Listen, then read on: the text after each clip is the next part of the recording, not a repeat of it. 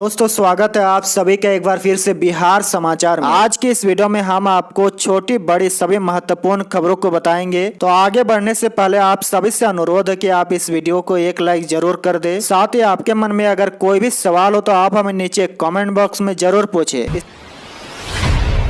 बड़ी खबर में देखिए, महागठबंधन में बड़ी टूट, जीतनराम मांझी के बेटे संतोष सुमन ने मंत्री पद से दिया इस्तीफा। जी देखिए, बड़ी खबर बिहार की सियासत से आ रही है। जीतनराम मांझी के बेटे संतोष सुमन ने मंत्री पद से इस्तीफा दे दिया है। मुख्यमंत्री नीतीश कुमार से नाराज चल रहे जीतनराम मांझी कल अचानक नीतीश के करीबी मंत्री विजय कुमार चौधरी से मिलने के लिए पहुंचे थे। मांझी के साथ नीतीश कैबिनेट में मंत्री बने उनके बेटे संतोष सुमन भी गए थे और बंद कमरे में बातचीत के बाद संतोष सुमन ने अपना इस्तीफा विजय कुमार चौधरी को सौंप दिया। दरअसल बिहार में महागठबंधन के सरकार में सहयोगी बने जीतनराम मांझी लगातार इस बात को कह रहे हैं कि मुख्यमंत्री नीतीश कुमार उनकी बातों को नहीं सुनते हैं। गठबंधन में लगातार अनदेखी को लेकर मांझी मुख्यमंत्री से नाराज चल रहे हैं और लोकसभा चुनाव में 5 सीटों की मांग पर अड़े हुए हैं। कल मांझी ने मंत्री विजय कुमार चौधरी से मुलाकात की और समस्या का समाधान नहीं होता देख उन्होंने बड़ा फैसला ले लिया है। मांझी के इस्तीफा देने के बाद बोले संतोष मांझी, हम का जेडीयू में विलय चाहते हैं। नीतीश कहा पार्टी का अस्तित्व बचाने के लिए मंत्री पद छोड़ा। नीतीश कैबिनेट से इस्तीफा देने के बाद जीतनराम मांझी के बेटे संतोष सुमन ने बड़ा खुलासा किया है। संतोष सुमन ने कहा कि नीतीश कुमार हिंदुस्तान आवाम मोर्चा का विलय जेडीयू में कराना चाह रहे थे। जेडीयू की तरफ से लगातार इसके लिए दबाव बनाया जा रहा था। बार बार कहा जा रहा था कि अपनी पार्टी का विलय जेडीयू में कर लीजिए। पार्टी का अस्तित्व बचाने के लिए हमने फैसला लिया और मंत्री पद से इस्तीफा दे दिया है। हम के राष्ट्रीय अध्यक्ष संतोष सुमन ने कहा कि मैंने रिजाइन कर दिया है। मुख्यमंत्री से अपील है कि वे मेरे इस्तीफे को मंजूर कर ले। उन्होंने कहा कि हमारी पार्टी को मर्ज करने की बात कही गई थी जिसे हम लोगों ने स्वीकार नहीं किया है। हम महागठबंधन से अलग नहीं हुए हैं। जब तक नीतीश जी रखेंगे तब तक रहेंगे। हमारे पास जो प्रस्ताव आया है उसे हमने मंजूर नहीं किया है। जेडीयू की तरफ से विलय करने के लिए दबाव था हमारे ऊपर, लेकिन हम पार्टी का अस्तित्व खत्म नहीं कर सकते हैं। वह देखिए, संतोष सुमन के इस्तीफे पर बोले ललन सिंह, कहा कितना छोटा छोटा दुकान चलेगा। मांझी का पार्टी का विलय चाहते थे लेकिन वे तैयार नहीं हुए। हम पार्टी के संरक्षण व बिहार के पूर्व सीएम जीतनराम मांझी के बेटे संतोष सुमन के नीतीश कैबिनेट से इस्तीफे देने के बाद सियासत तेज हो गई है। अब जेडीयू के राष्ट्रीय अध्यक्ष ललन सिंह का बयान सामने आया है। ललन सिंह ने कहा कि कितना छोटा छोटा दुकान चलेगा। हम मांझी के पार्टी का विलय चाहते थे जिसके लिए वे तैयार नहीं हुए।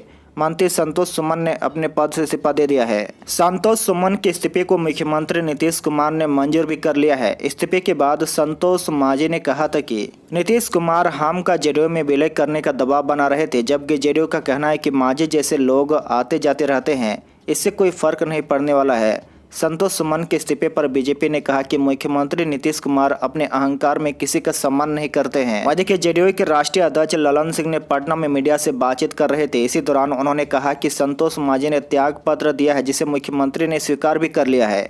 उन्होंने यह लिखा है कि मिली कारणों से साथ चलने में असमर्थ है, इसलिए हम लोग मानते हैं कि उन्होंने महागठबंधन छोड़ दिया है। मुख्यमंत्री का विशेष अधिकार है कि कब विस्तार करेंगे, किसको बनाएंगे, कब बनाएंगे। विलय करने की बात यदि आप पार्टी अलग चला रहे हैं, अलग अलग छोटा छोटा दुकान चलाने से क्या फायदा है। उन्होंने कहा कि हम आपके साथ आगे चलने में असमर्थ है। वहीं विजय चौधरी ने कहा कि हमारे पास तो उनके इस्तीफे की कॉपी है जिसमें उन्होंने साफ लिखा है कि निजी कारणों से अब साथ चलने में असमर्थ है। अब संतोष सुमन मंत्री नहीं है, इसका मतलब है कि वे महागठबंधन में नहीं है। वह देखिए, 18 जून को हम की राष्ट्रीय कार्यकारिणी की बैठक संतोष सुमन की अध्यक्षता में पटना में होगी। बैठक पटना में 18 जून को हिंदुस्तान आवाम मोर्चा यानी हम की राष्ट्रीय कार्यकारिणी की बैठक होने जा रही है। वर्तमान घटनाक्रम को देखते हुए 18 जून को हम की राष्ट्रीय कार्यकारिणी की बैठक आयोजित की गई है। हम पार्टी के राष्ट्रीय अध्यक्ष डॉक्टर संतोष कुमार सुमन की अध्यक्षता में पटना में यह बैठक होगी। इस बात की जानकारी हम पार्टी के राष्ट्रीय मीडिया प्रभारी सह राष्ट्रीय प्रवक्ता अमरेंद्र कुमार त्रिपाठी ने दी है। वह देखिए, संतोष सुमन के इस्तीफे पर बोले चिराग, कहा जिसने आस्था दिखाई नीतीश ने उसे ही धोखा दिया। संतोष सुमन के नीतीश कैबिनेट से इस्तीफे के बाद इसको लेकर सियासत गर्म हो गई है। महागठबंधन के विरोधी दल नीतीश कुमार पर हमलावर हो गए हैं। संतोष सुमन के इस्तीफे पर लोजपा रामविलास के राष्ट्रीय अध्यक्ष चिराग पासवान ने मुख्यमंत्री पर बड़ा हमला बोला है। चिराग ने कहा कि नीतीश में आस्था दिखाने वालों को सिर्फ धोखा और निराशा ही हाथ लगती है। चिराग ने कहा कि आने वाले समय में सभी नीतीश का साथ छोड़कर चले जाएंगे। चिराग ने कहा कि इतिहास गवाह है कि मुख्यमंत्री नीतीश कुमार पर जब भी किसी ने आस्था जताई है वहां से वह निराशा और धोखा ही हाथ लगा है। जीतनराम मांझी के बेटे संतोष सुमन के इस्तीफे ने एक बार फिर से इस बात को साबित कर दिया है। नीतीश कुमार दलित, पिछड़ा और वंचित समाज से आने वाले लोगों को सिर्फ और सिर्फ अपमानित करने का काम करते हैं। बड़ी खबर में देखिए, एम्स जमीन विवाद के बीच दरभंगा को नीतीश कैबिनेट का तोहफा, 2500 बेड का अस्पताल बनेगा डीएमसीएच। दरभंगा चिकित्सा महाविद्यालय एवं अस्पताल अब 2500 बेड का बनेगा। इसके निर्माण पर 3115 करोड़ रुपए खर्च होंगे। मंगलवार को मुख्यमंत्री नीतीश कुमार की अध्यक्षता में राज्य मंत्रिपरिषद की बैठक में यह निर्णय लिया गया है। बैठक में फैसला लिया गया कि यहां 2100 बेड का नया निर्माण होगा, जबकि 400 बेड के सर्जिकल ब्लॉक का निर्माण पहले से ही कराया जा रहा है। इसके लिए 2546 करोड़ रुपए की नई योजना स्वीकृत की गई है, जबकि पहले से 569 करोड़ की योजना स्वीकृत है। कैबिनेट विभाग के अपर मुख्य सचिव डॉक्टर एस सिद्धार्थ ने कहा कि यहाँ पूरे उत्तर बिहार के साथ साथ सीमावर्ती राज्यों से भी मरीज जाते हैं, इसलिए बिहार के भौगोलिक स्थिति एवं मरीजों की संख्या को देखते हुए राज्य सरकार की महत्वाकांक्षी योजना के तहत निर्माणाधीन पटना मेडिकल कॉलेज एवं अस्पताल की तर्ज पर इसके नए निर्माण की योजना बनाई गई है। इससे पूरे उत्तर बिहार के साथ साथ सीमावर्ती राज्य के अन्य जिलों से भी आने वाले मरीजों को सुविधाजनक एवं समुचित इलाज मिल सकेगा। नीतीश कैबिनेट का बड़ा फैसला, 3 से अब 4 करोड़ हुआ विधायक फंड। नीतीश कैबिनेट में बड़ा फैसला लिया गया है। मुख्यमंत्री क्षेत्र विकास योजना के अंतर्गत सभी एमएलए और एमएलसी को 3 करोड़ की विकास राशि को बढ़ाकर 4 करोड़ कर दी गई है। इसके अलावा दरभंगा को जल जमाव से मुक्ति के लिए 245 करोड़ की राशि खर्च की जाएगी। विज्ञान प्रौद्योगिकी विभाग का नाम बदलकर अब विज्ञान प्रौद्योगिकी एवं तकनीकी शिक्षा विभाग किया गया है। वहीं आरओबी निर्माण के लिए 74 करोड़ की राशि, पैक्सों को भी कृषि यंत्र का लाभ देने सभी विधायक और विधान पार्षद अब हर साल 3 करोड़ की जगह अब 4 करोड़ की राशि विकास मद में खर्च कर सकेंगे।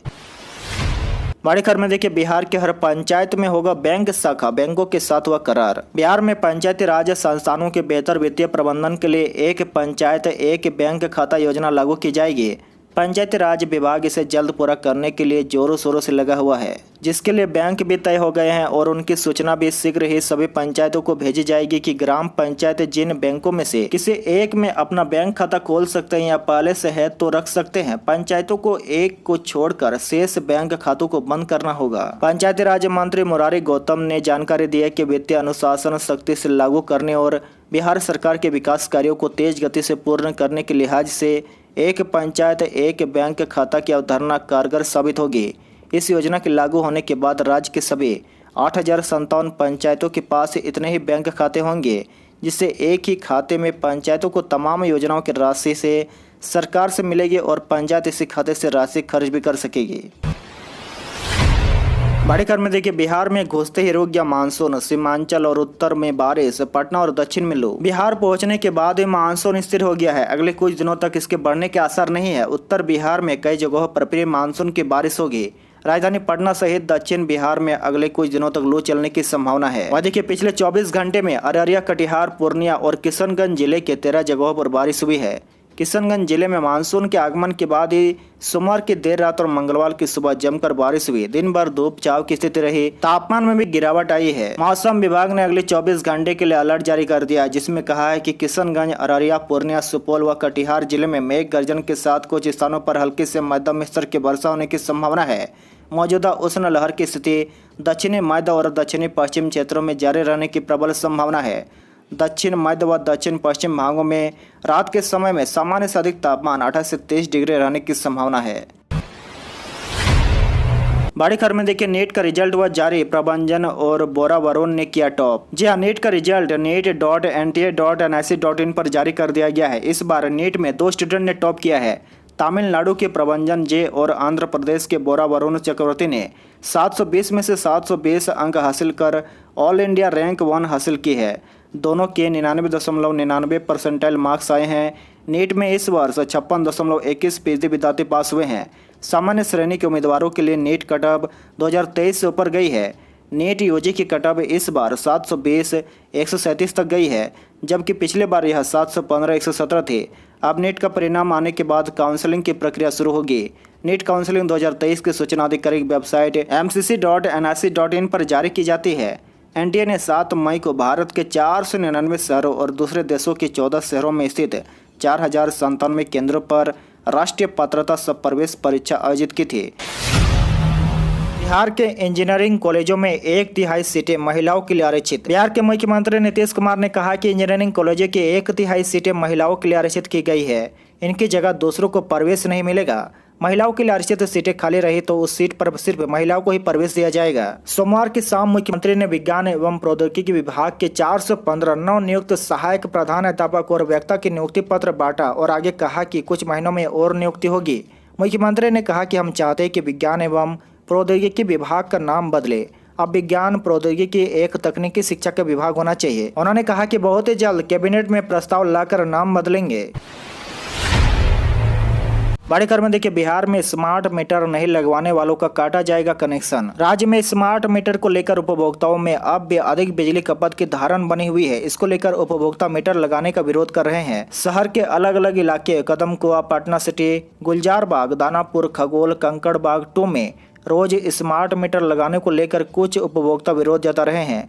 बिजली कर्मियों के लिए यह परेशानी का सबब बना हुआ है। मीटर लगाने वाले एजेंसी के साथ बिजली कर्मियों की टीम जा रही है, लेकिन उन्हें बेरंग वापस लौटना पड़ रहा है। शनिवार को डाक बंगला डिवीजन के कदमकुआ इलाके में ही ऐसा वाकया हुआ।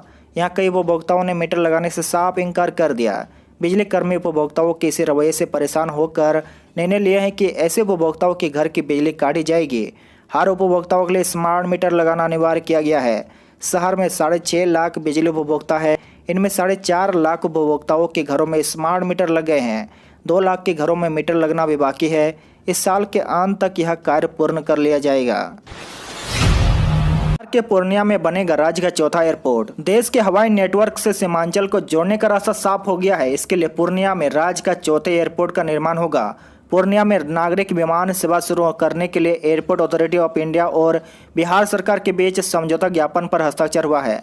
पटना गया दरभंगा के बाद अब पूर्णिया से भी यात्री विमान के जरिए दूसरे शहर तक जा सकेंगे। एयरपोर्ट अथॉरिटी ऑफ इंडिया ने ट्वीट करके यह जानकारी दी है। उड़ान योजना के तहत पूर्णिया एयरपोर्ट को भी दरभंगा एयरपोर्ट की तर्ज पर विकसित किया जाना है। यहाँ भी पहले से एयरफोर्स स्टेशन और शानदार रनवे